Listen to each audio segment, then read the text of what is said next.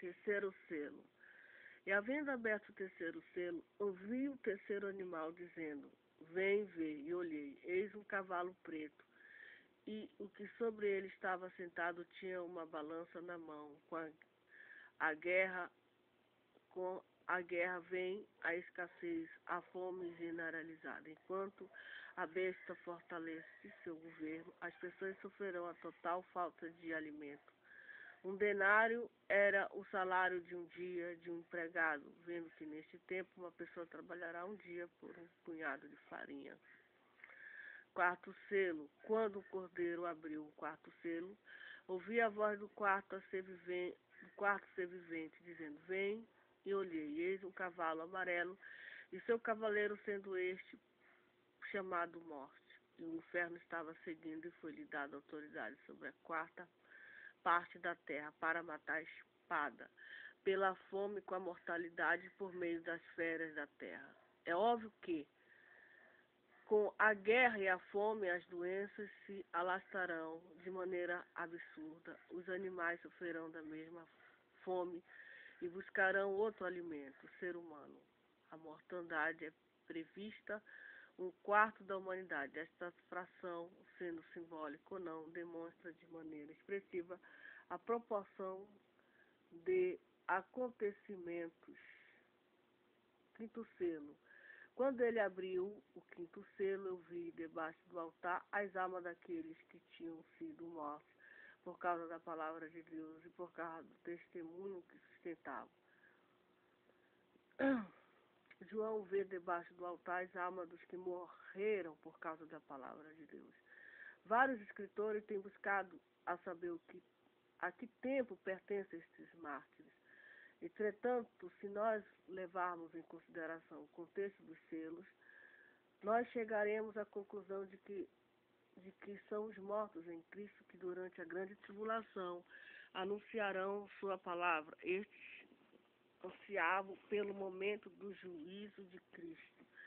Foi-lhe dando uma veste branca e dito que aguardasse até o último mártir. Esse mesmo são vistos novamente no capítulo 7, 9, 16, onde são apresentados como vencedores.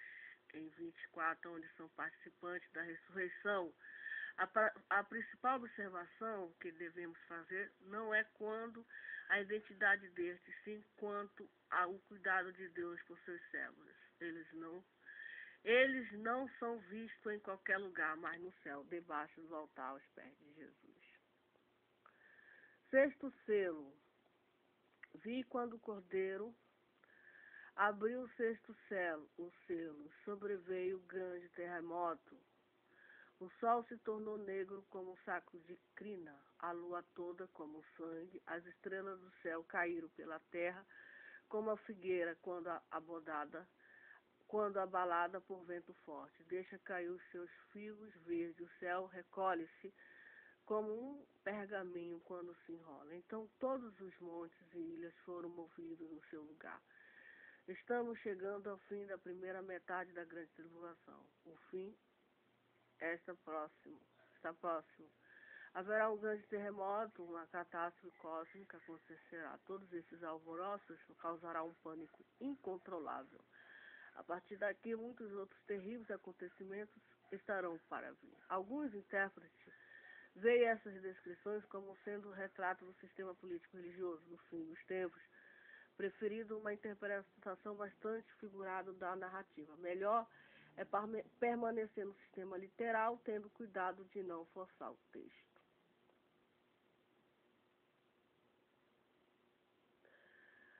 O sétimo selo, 816. Depois de um intervalo, capítulo 8 dá sequência à abertura dos selos. Este tem característica diferente, pois dá início à segunda metade da grande tribulação, que traz consigo uma nova sequência de juízos divinos. Os sete trombetas, o silêncio, vem chamar a atenção para a magnitude dos momentos que se iniciará. Os sete anjos surgem com sete trombetas para cada uma delas. Anunciará uma sentença sobre a terra. As orações dos santos, incensário com fogo do altar, são lançados na terra, anunciarão o tempo da ira do Deus eterno. Nos seus primeiros selos, encontramos o cumprimento do discurso profético feito por Jesus poucos dias antes da sua morte, Mateus 24, 4, 13. E é importante lembrar que essas situações de falsos sinais, guerra, doenças, fome, perseguições, etc., perdurarão até o fim do período tribulacional. Os selos não estarão restritos apenas à primeira metade destes. As 7 trombetas.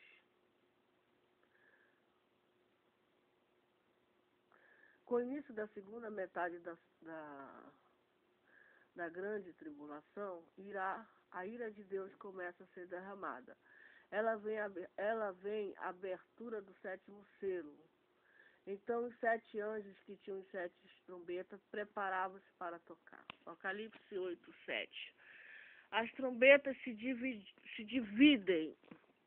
As 4 primeiras estão ligadas a catástrofes naturais, enquanto que as demais falam de acontecimentos de caráter diferenciado. Cada uma dessas traz consequências terríveis, independente de como e quão estranho seja, denota a proporção de estrago que trará ao planeta. Primeira trombeta. O primeiro anjo, ele tocou a trombeta e houve saraiva e fogo de mistura com sangue, e foram atirados à terra. Foi então queimada a terça parte da terra, das árvores, e trombeta toda a erva verde. Uma grande chuva de granizo e fogo misturado com sangue cairá sobre a terra.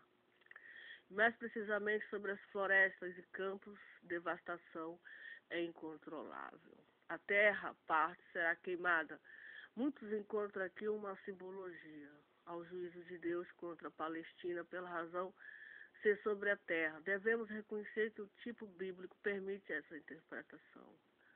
Apocalipse 3:11. No entanto, considerando que interpretamos os selos literalmente, porque agora muda de método de interpretação, se estamos lidando com uma sequência linear e cronológica de acontecimentos. O juízo dessa trombeta é semelhante à 7ª praga lançada sobre o Egito. Êxodo 9, 23, 24. A segunda trombeta. O segundo anjo tocou a trombeta e uma como que grande montanha ardendo de chama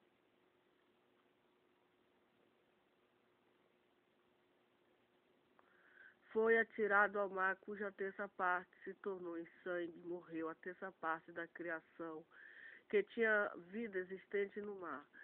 E foi destruída a terça parte das embarcações. A consequência dessa trombeta é idêntica à primeira praga do Egito, que tornou em sangue o rio Nilo. Êxodo 7, 21. A diferença é que, neste caso, a terça parte dos mares atingidos, segundo o mesmo simbolismo da trombeta anterior, identifica esta praga sobre o mar como sendo sobre as nações gentílicas.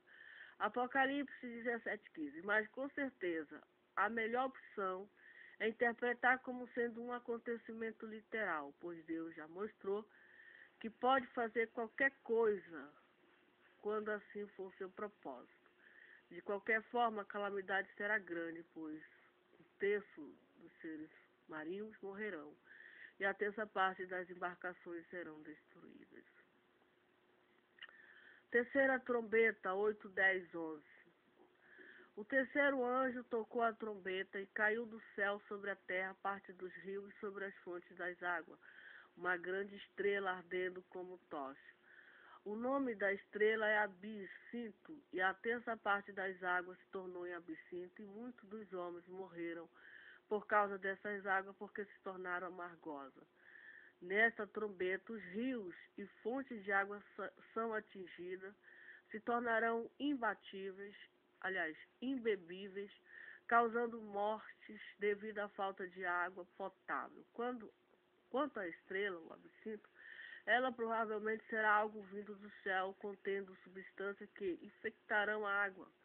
Muitos preferem interpretar de maneira simbólica, dizendo que assim como a terra e o mar têm um simbolismo, agora os rios e fontes de águas, referindo-se à vida espiritual dos que estarão na grande tribulação, esta será atingida de maneira que para muitos não haverá a menor chance de salvação, seja pelo fato de ter aceito a marca da besta ou pelo outro motivo qualquer.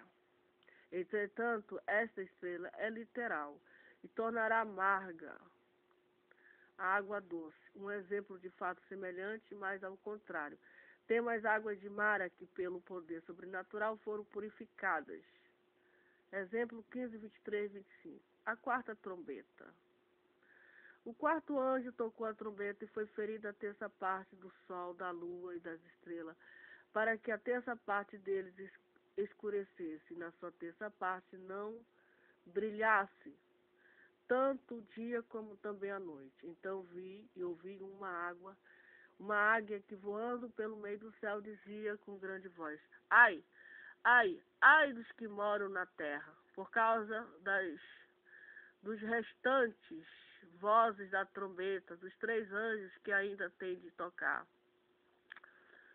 A terra e o mar, os rios e as fontes de água já sofreram irremediável dano. Agora o céu é ferido.